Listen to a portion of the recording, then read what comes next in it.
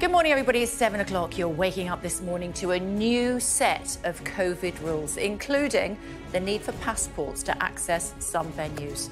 But is it enough to stop the spread of Omicron? And, despite assurances from the government to us that no further restrictions are imminent, if not enough people are getting boosted, is our new year under threat? And will many of us be spending Christmas alone in isolation? The Transport Secretary Grant Shapps on the programme very shortly. We're also asking how the variant will affect travel next year with the boss of Heathrow Airport. Plus, a quarantini or a snackcident. We'll find out what kind of day it is with the linguist Susie Dent as she sets a phrase or word for every single day of the year. And cool runnings. We'll talk to the fundraiser nearing the end of his chilly epic quest to walk around the UK and Ireland in his Speedos. It's Wednesday, the 15th of December. New rules, COVID passes for some venues to stop the spread of Omicron, and fears further restrictions could be needed, despite the government telling us yesterday no plans are in the pipeline. And as queues continue for those keen to get their booster jab, is the government on track to hit its target? Here in South Africa, early signs suggest Omicron may be less deadly than previously feared, with doctors urging the UK not to overreact. Please don't say these type of things. Don't, because that is hysteria. Goodness. Bon voyage red list, as the government says it will try to release many travellers from their hotel quarantine. Nibbling at the rules, the former Conservative who's quit as chair of the London Assembly's Police and Crime Committee after being accused of breaking COVID rules at that party. Calls for resignations as a mum and her partner prepare to be sentenced today over the death of the toddler, Star Hobson.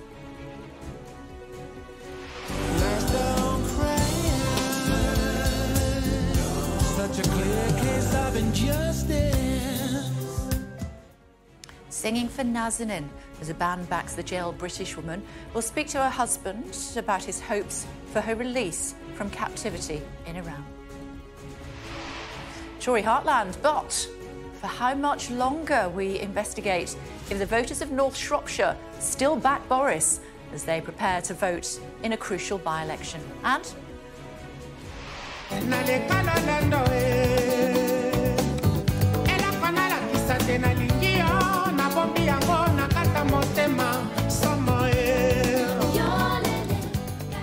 a soundtrack of African history, the Congolese Rumba is added to UNESCO's World Heritage List.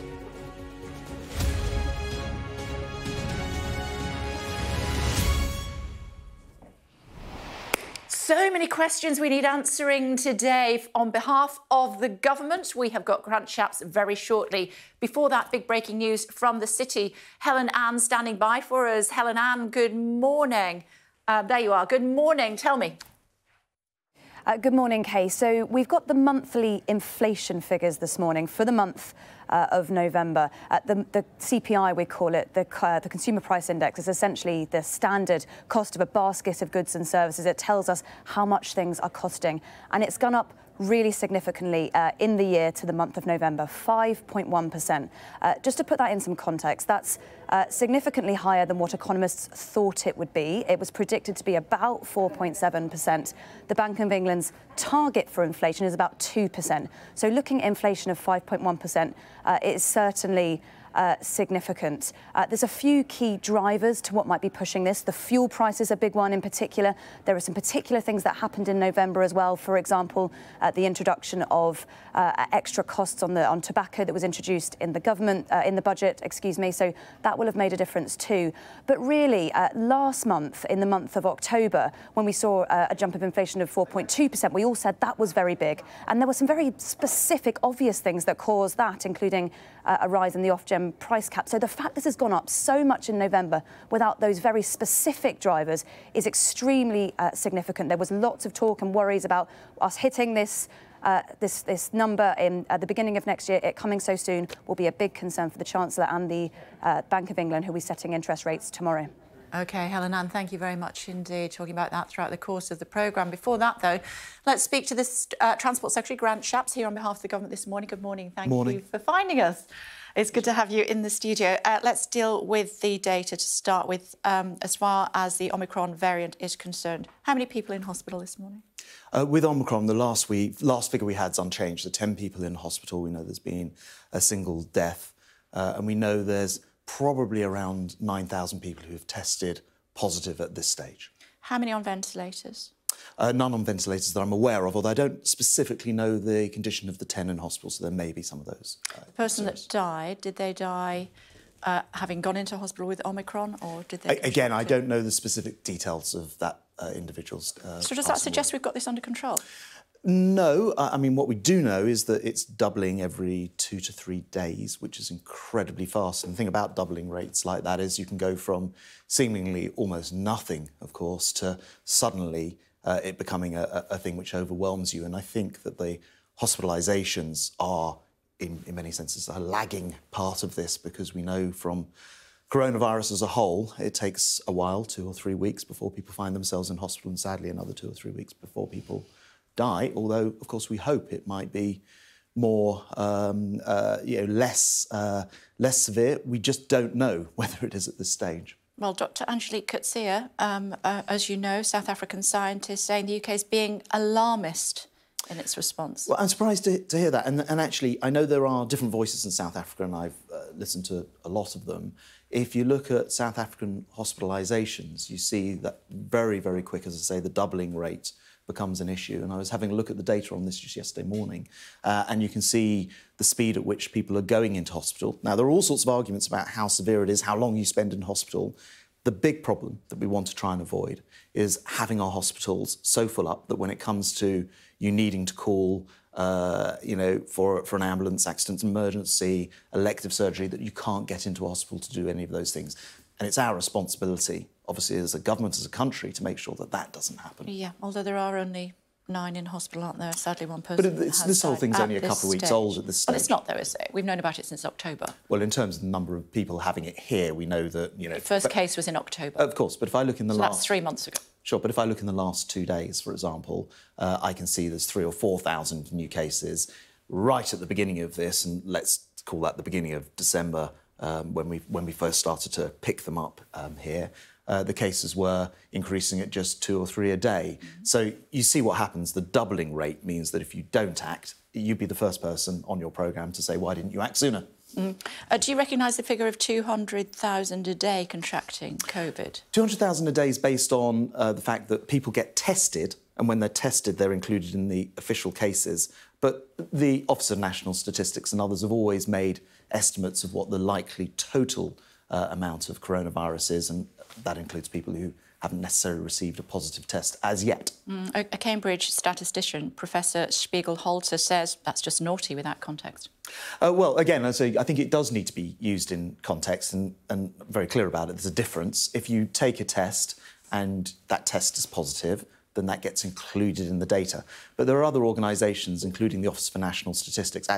Coincidentally, my family has been on the Office of National Statistics monthly survey right since the beginning of coronavirus. It was randomly selected, I suppose, and they do those wider surveys. Now, they do those tests monthly on the whole population to take a sample size, so people are so you've got a regular baseline for these things, and that's how these estimates of what it might mean in the wider population come about through those significant sample sizes. More figures reported in the newspapers this morning. More than 1 million people could be in isolation by Christmas Day. Is that a figure that you recognise? Well, look, I hope it's the case that all these steps we're taking, most significant of all, getting people boosted, means that we don't end up in that kind of situation.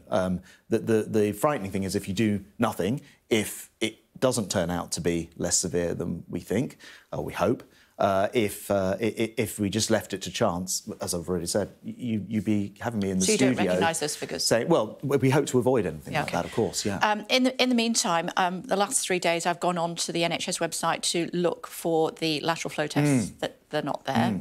That's a supply issue. Yeah. Should we be prioritising care home residents and NHS workers so that NHS workers can go to work and care home residents can have visitors? But first of all, just on the tests themselves, these lateral flow tests, which actually uniquely, in that, as far as I can see, there aren't other countries who've been supplying these free of charge to their citizens. Major economies haven't generally been doing this, and we have in this country.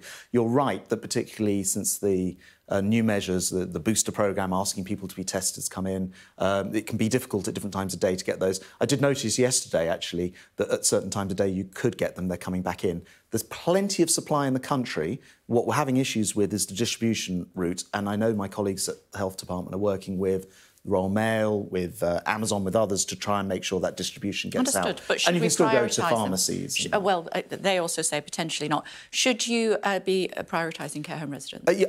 Absolutely. I think, care homes, hospitals, very, very important. And most important of all, if there's one single message from all of this, boosters. 24 million people boosted already. I saw huge queues, I walked past huge queues yesterday of people responding to what the Prime Minister said on Sunday night and going in, booking and waiting for many walk-in centres. You can't say the Brits are not doing their bit. They certainly are queuing up for hours and hours. The Scots are saying the public should be limiting socialising to 3 households at a time in the run-up to Christmas. Good idea? Well, look, every part of the UK will have a look at this and then they make their own plans. The Scots, I think, have issued it as guidance rather than law in their particular case. We set out in England, for people watching this in England, what we want to do. Parliament's now voted on it. Right now, that does not include limitations. We want people to be able to enjoy Christmas this year. We're certainly in a better position than we were this time last year. So the Scots can do that, but the English are not doing that. Yes, I was going to say, it's only in guidance in Scotland, but that's right. We want people to be sensible, but to enjoy their Christmas, to get tested. And we have 2 things this year, which we didn't last year. 1's tests, and 2, jabs, and now even booster jabs. That's all happened in the last year, so we're in a much better position this Christmas. OK. Everybody I talk to, Minister, says to me, when you get that minister on your show, can you get them to guarantee there will not be any further restrictions ahead of Christmas? Well, look, Dominic Raab yesterday said there won't be as long as it's this variant. Well, look, I know that we've taken a huge number of steps. We've already got over 40% people boosted. People watching this can help by making sure they book their booster jab if it's been 3 months since their second one, and that way we can all enjoy Christmas. And so I think with some confidence we can say that people are going to be able to enjoy their Christmas, get together with their friends and families. And no more restrictions. And with only what has already been announced. That's right. Will everybody be jabbed by New Year's Eve? Everyone will have been offered a jab who wants one. Are you sure? That's the plan. It depends somewhat on your viewers, of course. People have to actually come forward. We can't make people do that. But everyone who wants one will have had one by New Year's Eve. Offered a jab. I imagine that some people, for various different reasons, may get their jabs in the new year, where, for example, they're having to wait because it's more than 3 months, and for whatever reason, less than 3 months, and they didn't have their second jab until whenever. So obviously, some people will still be coming through the system. The key thing is everyone to be offered a jab. And as we're seeing, again, there's no other country I'm aware of, certainly no other major economy, where over 40% of their citizens have already had the booster jab. We got the original vaccine programme done first, and we're getting this booster programme done first, and that will give us better protection, including against Omicron. And when will the third jab be an absolute essential to get into places that we agreed to, that Parliament agreed to yesterday? Yeah. So well, not big gatherings in the London. Not this year. February is the date, I'm told. Is that? I think we'll have to see what the evidence shows us nearer the time. I think, I think your question's hinting at, will there be a time at which 3 jabs is then saying that you're fully vaccinated? Wasn't a hint. It wasn't very soft. No, it was definitely not a hint. You're right, you're right.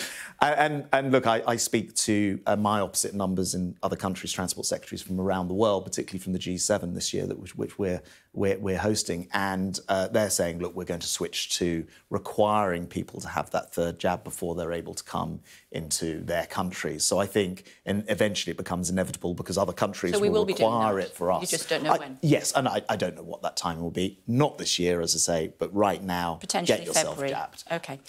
Let's talk about this Tory rebellion. Dominic Raab told me yesterday, the Deputy Prime Minister, sat just there, he said he'd be surprised if the number was as high as 70. It was almost 100. You've lost the dressing room. Well, look, I'd say nobody wants to curtail people's freedoms, and MPs rightly take that very, very seriously and have to think about how they vote. In the end, Parliament passed these measures with a majority of nearly 250, but each individual MP has had to think it through very carefully, and I completely understand that. We don't want to have to put these steps in place. On the other hand, as I've said a couple of times, we don't want to afterwards end up having to look back and wish we had. It's not answering my question. How so? And you've lost the dressing room. Even even an MP that is the newest MP that happens to be a Conservative MP, and even he voted against the Prime Minister. Well, as I say, losing the dressing room would be Parliament not supporting you. Parliament has supported these measures, You had to rely on Labour, though. Well, if Labour hadn't voted, they still would have gone through, of course, but based on the numbers. But that's not the point. And I do appreciate that every MP has to think very carefully. And look, particularly as a Conservative, I hate the idea of curtailing people's freedom to act and to do different things. As it so happens, we've actually managed, because of our vaccine programme and booster programme, to be one of the most open of certainly European countries. In most other places, including, for example, in France, you have to show vaccine certification just to get on a train long distance. Yeah, we're talking about here. And but we've not had to bring those things in here because of the booster programme. Yeah. And I think it's really important that we keep reminding all of us that the way to prevent having to do these things is to make sure we all get our jabs and boosters. What if you lose the by-election? Will you have lost the dressing room then? Well, look, governing's difficult. And you don't have, there's especially with something like coronavirus, there's no text, but there's no manual to work through. And I think, this government will have done some things where we haven't got it right, and looking back through coronavirus. We've also done some things where we've absolutely got it spot on. What if you lose? And as I say, things like the vaccine programme's been one of those. In mid-Parliament, all sorts of different things happen. So you're shaping up to potentially accept that you might lose? When I was having these conversations 2 weeks ago, it was absolutely not going to happen. The bookies have said you've got no chance. It's the Lib Dems. Well, look, one thing I've known from being in politics for a while and having been party chairman is never to become the pundit on your sofa. You've got plenty of guests who'll do that. Why don't we leave it to the voters of North Shropshire? But you're preparing for potentially losing. As I say, I don't want to preempt what voters decide to do. That's their business, and I'm sure afterwards you can analyse the results, or I'm sure there are plenty of people to do that for you. What I do know is that people in North Shropshire have the opportunity, and I've met the candidate, to vote for a potential MP who worked very, very hard for their area. And I know about all of his transport priorities because I've been up to see them. OK, let me ask you another couple of questions before I let you go. These Downing Street parties, they just won't go away, will they? Sean Bailey's resigned from his role as chair of the London Assembly Police and Crime Committee after that picture. Did he do the right thing? Well, absolutely right thing to resign, but the wrong thing to have held a party. I mean, I point out this is not a this is something that was organised by I guess is London Doesn't matter who organised it, there he is. Team. Yeah. I see in that picture apparently 4 Conservative Party workers who are on secondment where disciplinary action has already been taken. And to answer your question, it's disgraceful to have a party like that break the rules. That's unacceptable, and the consequences that follow. So if he stepped down, what about the Prime Minister? He was ringmaster over a quiz with names like Professor Quiz Witty, Hands Face First Place, Next Slide Please, and the participants were told to go out by the back door once it was over. Well, come on. I saw the photo you just showed shows a lot of people not socially distanced, absolutely unacceptable and disgraceful. I saw the photo of the Prime Minister's so-called quiz. Who was he on the Zoom with? That was him, but who was he on the Zoom with? He was sat in front. And he was reading out the names of the quiz of the teams. Hands, face, first place. Come on, Prime Minister. Hold on a minute. He sat in front of a computer thanking his staff for 10 or 15 minutes for having worked through Christmas on a virtual You did a round. quiz. You did a quiz round. I don't think there's really an issue. As far as I'm aware, there's no issue that I'm familiar with where you can't have quiz names over the video screen at Christmas. I think that's all getting a little bit silly.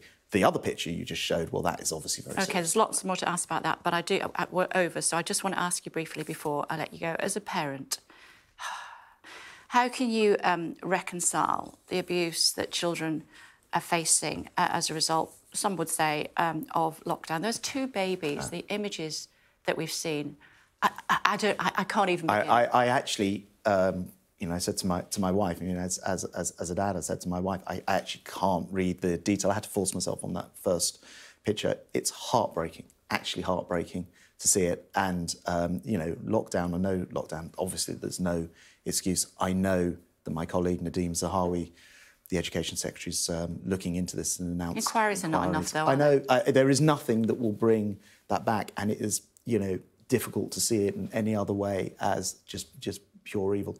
Yeah, and this was the little boy last week as well, It's Albie. heartbreaking, absolutely heartbreaking, and every parent in the country will be reading this and seeing this story this morning and feeling the same way. I must let you go. It's great to have you in the studio finally. Come back soon. Thank you very much. Thanks a lot. Hammer blow to the Prime Minister's authority. That's what the Telegraph is saying this morning as a result of the vote last night, several votes. The Guardian also leads with the PM's humiliating rebellion. The Times reports the result was far bigger than what Number 10 and the Whips had expected. The FT says tonight's events are the biggest setback of Boris Johnson's premiership. The Metro calls it the PM's Christmas stuffing. And the latest allegation about a rule-breaking party in Westminster during the lockdown last December makes the front page of the Mirror. The paper prints a photograph which appears to show a group of Conservative staff enjoying plenty of food alongside the party's candidate for London Mayor. That was Sean Bailey. He stepped down. We're hearing there from the Minister that several Conservative workers that were on secondment are now being investigated in that picture. And as we've been saying, new rules coming into force in England this morning to try to stop the spread of Omicron, including the need for COVID passports to access some venues. Businesses are warning that they are on the brink of collapse already and need help, as Katie Spencer reports. At the Cause in Tottenham, they aren't exactly dancing with delight at how COVID passports will impact business. It's completely messed the market up, yeah. People's confidence has gone. We're not getting the bar revenue for that, which is, it just majorly messes up your business model. I think we are unfairly targeted, to be honest.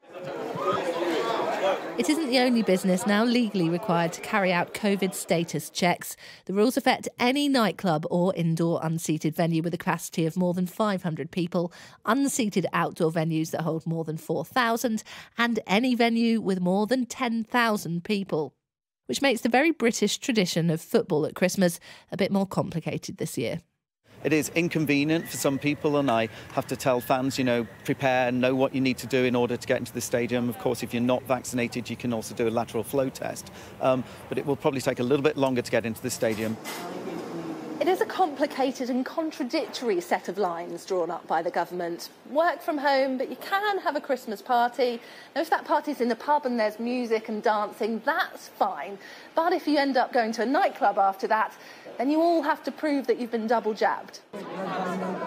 Go to the cinema or the theatre, and because you're seated, it's fine just to wear a mask. I think it is kind of unfair, though. It takes away people's freedom, it takes away people's human rights, essentially. I think it's your responsibility to kind of read up and make sure that you're up to date with the latest rules and know what you need to do to kind of help everyone else out. Each to their own. I'm definitely pro-choice, but I'm also pro-common sense. I absolutely agree with the rules, but I just don't think they're sufficient enough to protect. They fear it'll only discourage people from going out. Katie Spencer, Sky News. Still to come on the programme for you as the red list ends. Will people start flying? We'll be joined by the boss of Heathrow very shortly. The husband of Nazanin Zaghari Ratcliffe will tell us why he's increasingly hopeful she could soon be released from captivity in Iran. And we'll hear how you can travel from Portugal to Singapore by train when railway writer Mark Smith joins us.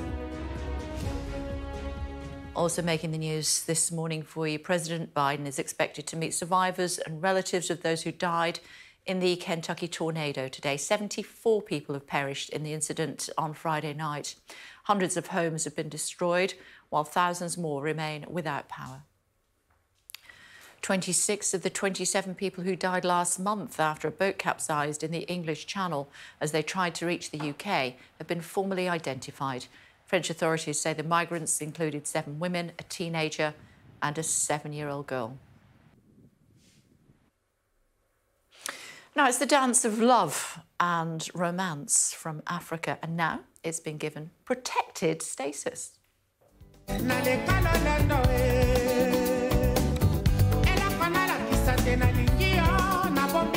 know, I want to dance too. Great, isn't it? UNESCO has awarded special status to the Congolese Rumba after lobbying by diplomats from the Democratic Republic of Congo and Congo-Brazzaville. The DRC culture minister told the UN that the dance has been part of our identity throughout the ages. That's your earworm for this morning, ladies and gentlemen. Now, the NHS is stepping up efforts to deliver a record number of booster shots and stop the spread of Omicron. Emma Birchley is at a vaccine centre in West London for us. Hi, Emma, good morning. I'm guessing they're expecting another raft of people coming today.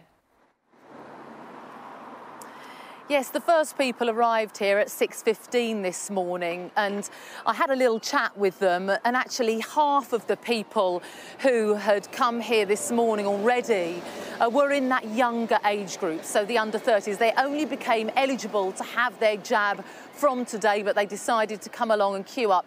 They don't actually start doing the injections until 8:30, but they've let them in to wait inside. But we've seen enormous queues up and down the country, and actually in parts of London yesterday, people were waiting 7 hours to have their booster jab. And it's caused the whole booking system to really creak under the strain, which is why a lot of people have wanted to come along and queue up so that they can get their jab. Because the government says that they want every single adult who's eligible to be offered a jab by the end of this year. So that's bringing that target forward by a month. Now, Professor Chris Whitty, the Chief Medical Officer, says this is needed because there is a significant risk of an increase in hospitalisations because of just how infectious this Omicron variant is. Now, the official figures yesterday were 5,346 figures, but that's believed to be a significant underestimation of it. The Health Security Agency estimates that actually there are 200,000 infections a day, and that could go up significantly. So that is why people are being urged to come along and get their booster when they can. Thanks so much indeed. Thanks a lot. Although we've been hearing, of course, haven't we, from a Cambridge scientist this morning saying the government's a bit naughty with those 200,000 figures, and they need to be taken in context. As far as the number of people in hospital are concerned, that number remaining at 9 or 10, and one person sadly having died on record as a result of the Omicron variant. A leading South African doctor says the UK is panicking unnecessarily over Omicron.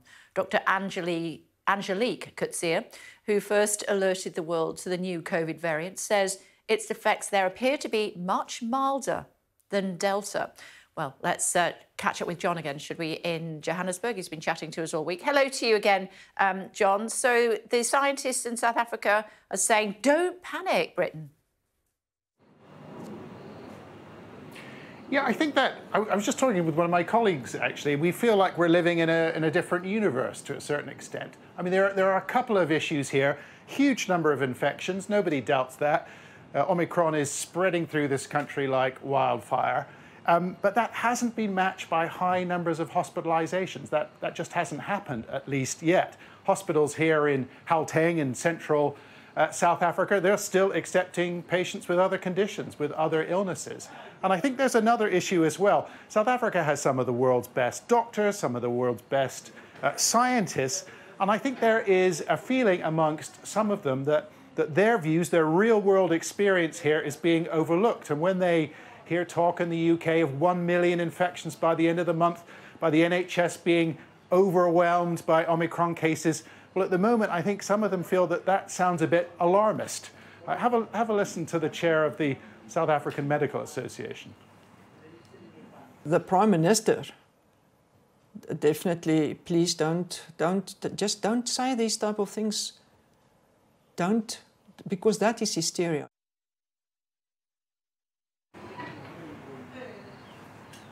It's early days here in South Africa, but there has been encouraging news on vaccines, for example, and I think people here just aren't prepared to panic yet. Just a quick thought before I let you go, John, very quick. They must be relieved that South Africa are coming off the red list. Absolutely relieved.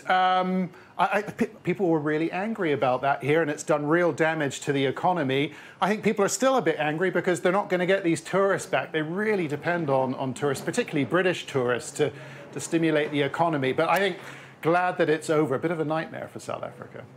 OK, thanks a lot, John. Thank you. Although I did look at a flight to Africa as soon as they came off the red list. Within an hour, it had gone up more than 125%. Quick look at the weather.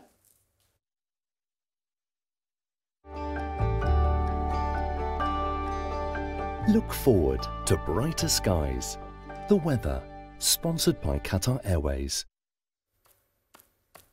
The rest of the week will be fairly settled with temperatures returning to near average, but there'll be some rain around. It's mostly mild and grey start with rain in the north, but central parts are rather chilly with some fog patches.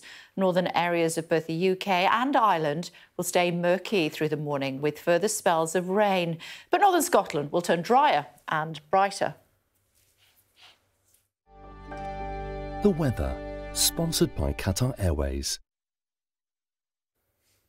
This is what the weather was looking like yesterday. Stunning early morning pictures from Liverpool. There you go, the Liver building just poking up from the mist there. How cool is that?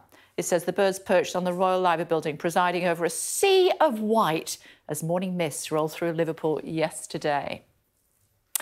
Incredible pictures of the famous Liver building featuring, as you saw there, in today's Times. I loved this. Taking it to absolutely. Even teddy bears need to protect themselves with a mask. Every now and again, millions of us, the journey home for Christmas has begun 2 years after the last proper get-together. That's a picture in The Guardian of Kayla, a student in York, as she waits for her train. The teddy bear, what's his name? Well, of course, we've done our research. He's called James. And the incredible hard work of workers at a brick factory in Bangladesh, featuring in The Telegraph. It shows this lady who moves finished bricks around the site on her head. Each one weighs more than 2 kilos. That is what you call heavy lifting. Now, the government has told us this morning it could become mandatory to have a booster shot. That we're not sure of at this stage. It's likely that that's going to be the case, but we don't know when. We also believe that there aren't going to be any more restrictions this side of Christmas. We also believe, well, this is what he said. I speak to my opposite numbers in other countries' transport secretaries from around the world, particularly from the G7 this year, which we're hosting, and they're saying, look, we're going to switch to requiring people to have that third jab before they're able to come into their countries. So I think, and eventually it becomes inevitable because other countries will require it for us. You just don't know when. Yes, and I don't know what that time will be. Not this year, as I say, but right now, potentially get yourself February. jabbed. Kate is with us. The rebels are not going to like that either, are they, Kate? Well, I think it's inevitable, and I think that's part of the question that many of them had around COVID certification, because there was this worry that, OK, well, this is what you're saying right now, but what are you going to be saying to me in 2 months' time, 3 months' time? And that's the unpredictability of a global pandemic. It's a problem for the government because they don't have the full data. Without it, it's very hard to try and get people behind your policy. But I thought that it was really interesting in your discussion with Grant Shapps when you were asking him about lateral flow tests, about trying to make sure that people can be at home for Christmas to see their families. That figure of 1 million people potentially isolating, he said he wanted to avoid it with those jabs. But you asked about lateral flow tests and he said, yes, the NHS and care homes should be prioritised for those tests if they are hard to get. Now, I've been on this morning, you can get them, they are available online, but there is still some difficulty when it comes to getting them in pharmacies, and that's worrying people. So if the government is now going to prioritise care homes, that will be great news for anyone wanting to visit a relative who was worried about that. I think that will be really positive news. What's more difficult, though, for Grant Shapps was around restrictions and around the questions about where this goes next, because, as we've said before, without the data, it's really hard to say. Lucky you for being able to get them. I went on and there were no tests available. Oh, really? Yeah, so I think you just have to keep trying. That's the message from us this morning, isn't it, Kate? Keep trying. Yeah, we'll see you in the next hour. Thanks very much. Meantime, big change this morning in the COVID travel restrictions. In the early hours, quarantine for travellers was abandoned as the red list was scrapped, joined now by the Chief Exec Officer of Heathrow, and that's John Holland. Kay, hello to you. Is this a happy day? Kay. It is. It's good news that we're getting rid of the red list. And if you remember, the government said that when Omicron was first identified, we needed some measures to slow down the introduction just until Omicron became endemic in the UK. The red list for certain countries, PCR testing within 2 days for everyone arriving in the UK, and then pre-departure testing before they got on a plane. Now, they've taken away the red list because it is now endemic. We want to see the other tests taken away as well, because that way we can start to get back to normal and give people a more predictable journey into the UK. What do travellers need to know if they're heading away over Christmas? Well, first of all, we're going to be keeping them safe while they're travelling through the airport. So we have all of the COVID protections that we have here. The second thing they need to look at is what the measures are that the country they're going to will require them to take. Some of them still require a level of testing or forms to be filled out. So make sure you fill those out before you get to the airport if you can, and that'll make it a quicker journey travelling through and give you more security when you get to your destination. We do have PCR testing and other forms of testing here at Heathrow. We're keeping the cost down as much as we can, so do pre-book if you can, so that we can make your journey as smooth and quick as possible. Are you able to cope with the demand? Because I know when these latest day 2 tests and also the day 0 to 2 tests came in again at the end of last month, it's putting a huge demand on the testing ability at airports. It has been, and particularly when these measures come in overnight. We need to scale up the supply very quickly. That's exactly what we have been doing, making it easy for people to take the test before they even come to the airport.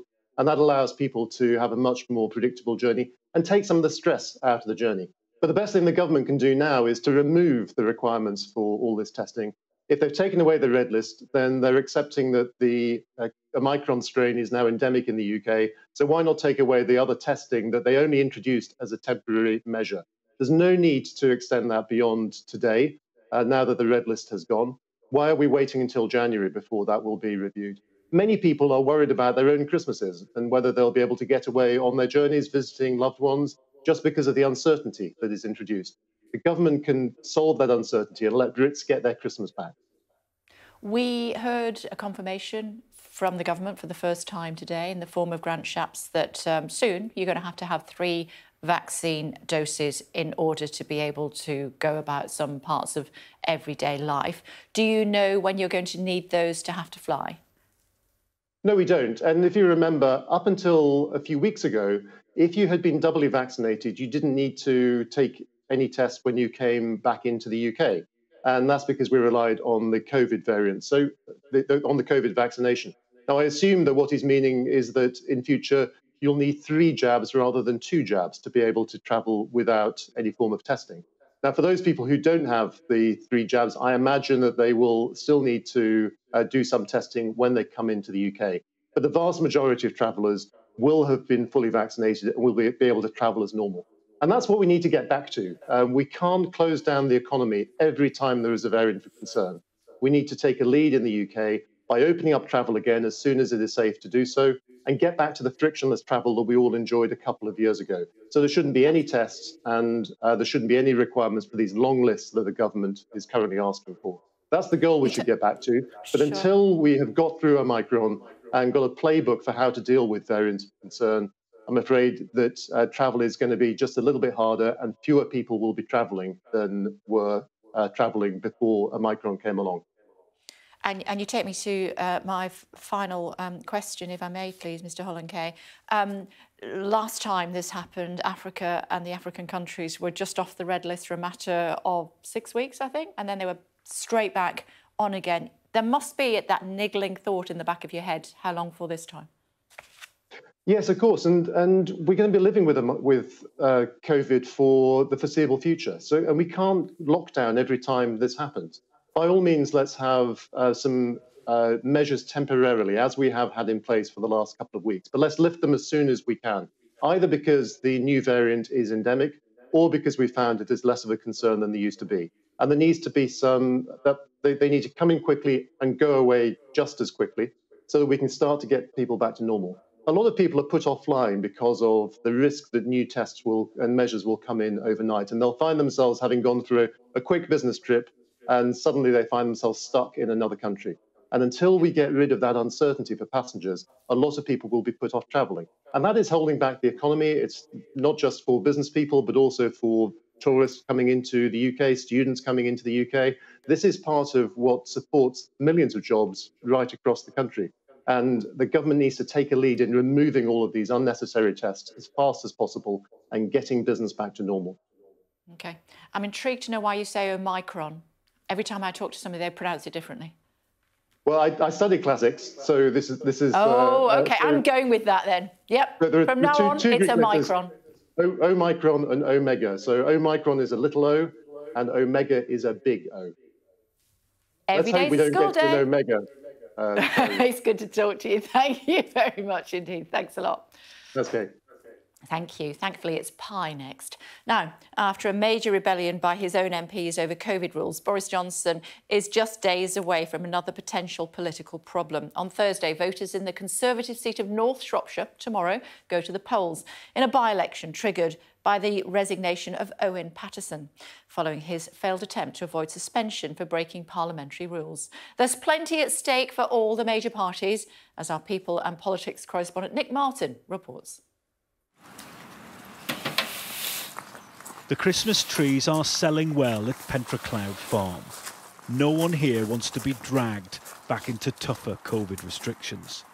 The new variant, it could be affecting business, people coming out, especially the vulnerable and the older generation. There is a by-election here tomorrow to elect a new MP. North Shropshire is a rock-solid Tory seat. But could accusations of sleaze in Westminster turn loyal Conservatives like Mayrig into floating voters? It's difficult for them. Whoever's in power, you know, Boris Johnson, you know, he's had a difficult time, you know, in Parliament and things. And so decisions at Westminster, parties at Downing Street, perceptions of whether the government are making the right decisions is not enough to make you change your habits of, of a lifetime? No, not yet.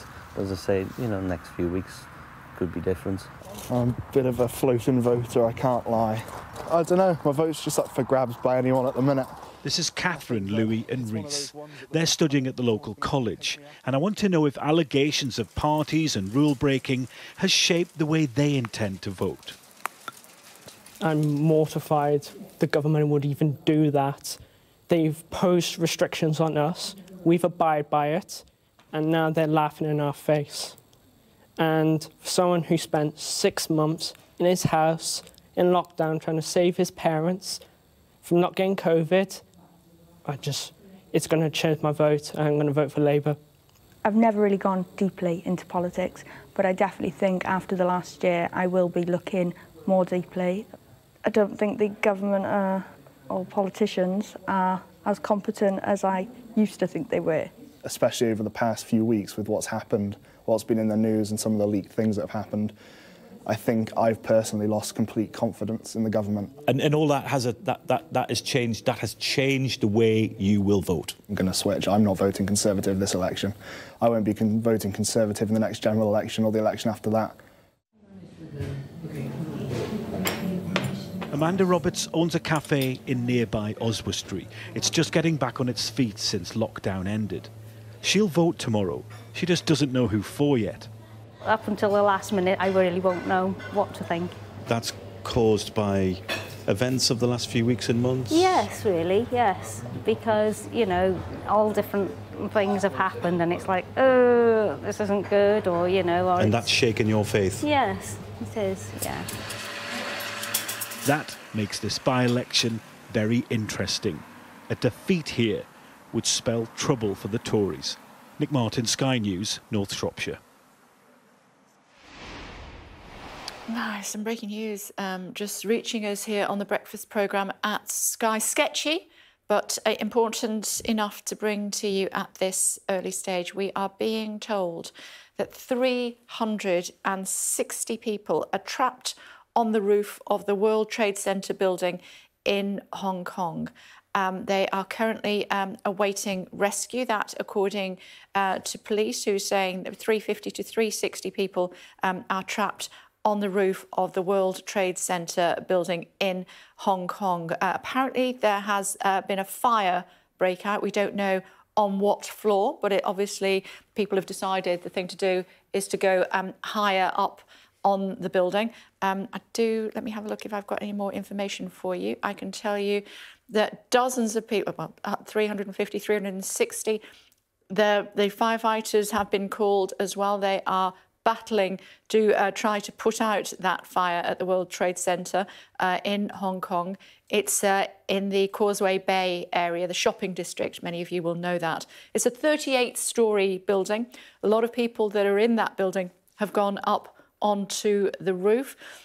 It's both offices, I'm told, and also a shopping centre. It was mid-afternoon when it was reported, so a lot of people would have been around either at their desk or shopping ahead of Christmas. At least one person, we're told, has been injured in the fire. They have now been taken to hospital. Firefighters are using an extendable ladder, 38 stories, I bet they are, to rescue several people who have been trapped on the lower floors of the building. But as I said, we're also being told that people have gone up onto the roof as well.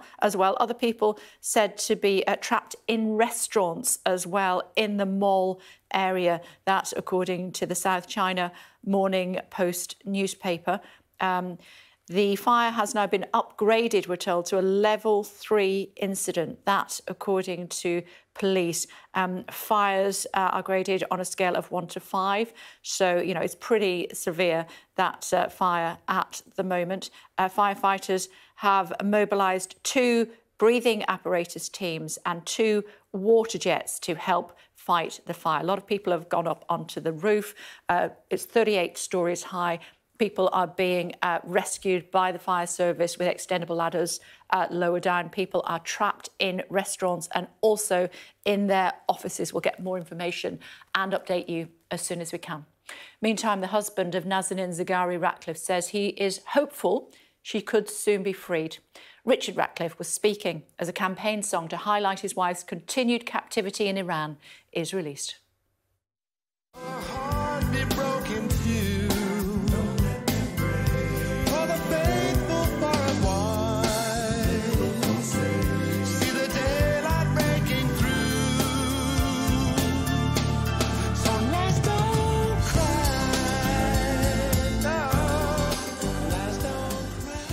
Richard is with us. Hi, Richard. Did I recognise that little person on the drums there? That was Gabriella, yeah. So we went up to the studio last week, had a happy day in Liverpool. The band were lovely, and yes, she had a happy time playing on all different instruments with varying levels of competence. But yeah, very, very much enjoyed her day. The Iranians still want their 400 million quid back, don't they? And you have been suggesting there might be a way around that. Share it with us. Yeah, probably more guarded than your intro there, but yes, it's clear the Iranians have been signalling the last few weeks since the hunger strike that a deal is possible. So the Iranian ambassador met with our MP to talk through things.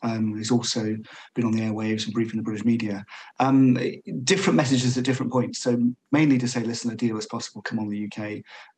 At points has talked about the potential for settling the debt through humanitarian aid and through vaccines or other means. Other times have been a bit more clear about wanting their money back in some form.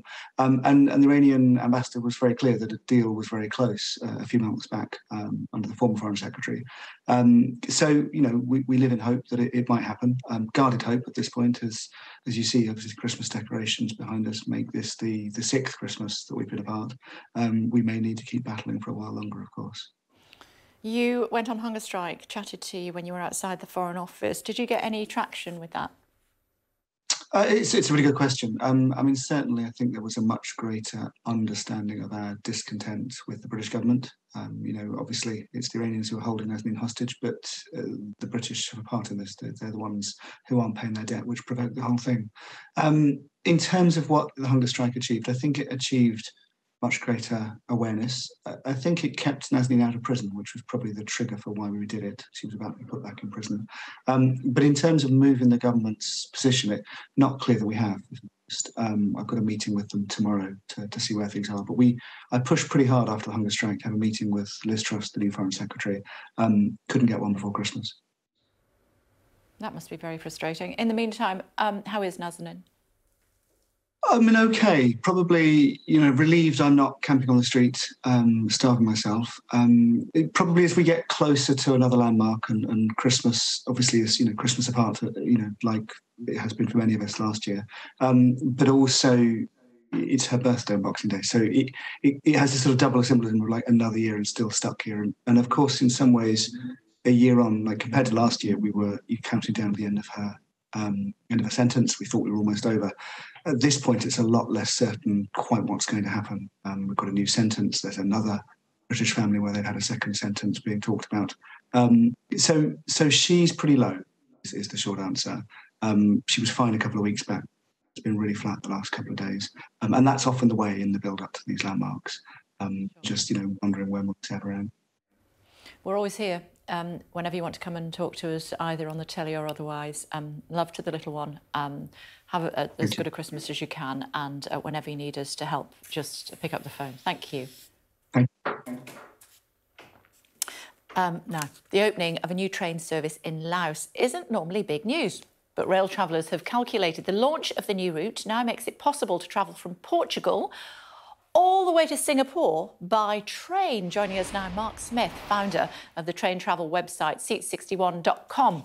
Hello to you. Thanks for joining us, Mark. This sounds very romantic. Well, it is, although I prefer to start from my local station here in the UK than to go down to Portugal and catch it. But it shows two things. It's two things have happened. First of all, the Trans-Siberian Railway has been highlighted as not just a curiosity in Russia, but as a link between Europe, the European rail system, and the Far East. And secondly, this new railway in China now links the Chinese rail network through Laos with Bangkok, which of course is connected by rail south to Singapore. So the possibilities have just got greater, or at least they will do once we're out of the pandemic, obviously. Yeah, what are some of the key spots along the way? You've highlighted some of them there. Well, you travel through Berlin and Warsaw and Moscow. There are 2 trains a week from Moscow to Beijing. One takes the slightly longer route through Manchuria, and the other one cuts through Mongolia and crosses the Gobi Desert. It's about 5,000 miles just from Moscow to Beijing. It takes 6 nights, and it's not actually that expensive if in relative terms. About £500 will get you a bed in a sleeper from Moscow to Beijing, which is 6 nights accommodation and almost 5,000 miles of travel. That's not bad. It's not the Orient Express, though, is it? It isn't. These are real trains. These are working trains, trains for people who want to get places. And that's the good thing about them, because you meet people you otherwise wouldn't meet. Ordinary Russians, ordinary Chinese people, Mongolians, and talking and meeting with people like that, being connected to the landscapes through which you pass. That's one of the great things about traveling by rail rather than flying over everything at 35,000 feet. Do you think, I mean, where would this land on your favourite rail journeys of all time? Well, the Trans-Siberian has to be the most epic train journey of them all. And I've travelled on it a couple of times. I've been from London to Nagasaki via Vladivostok and a ferry from there. And I've been from London to Hong Kong using one of the Moscow-Beijing trains. And every time it's different. There's all sorts of things to see and people to meet along the way. Everyone should do this. It's a sort of rite of passage, I think. It's one of the great rail journeys of the world. I think I'm right in saying you can go from Wigan to Vladivostok, can't you, by train? You certainly can. Yep, through London, Brussels, Berlin, Warsaw, Moscow. and direct train to Vladivostok. I wouldn't go to Vladivostok just for... It's a name to conjure with. The best thing about Vladivostok was the ferry to Japan. But there we go. I thought you were going to say then I wouldn't go to Wigan. No, you wouldn't. OK, that's good. It's good to talk to you. It sounds so romantic and so lovely. We'll do it together, Mark. How does that sound? Thank you very much indeed for joining us. Great. Thanks a lot. I think he really, really, really likes trains, doesn't he? I do too. Now, we'll discuss the introduction of new COVID passport rules coming up. A suggestion from the government this morning that booster jabs could be made mandatory for access to major public events. In other words, you have to have 3 jabs in order to get in to certain events. Coming up, the Shadow Chief Secretary to the Treasury, Pat McFadden, will be with us. I bet he will also want to talk about what happened last night. 100 Tory rebels voted against the government. And tomorrow, it's a by-election. More on that to come in just a second.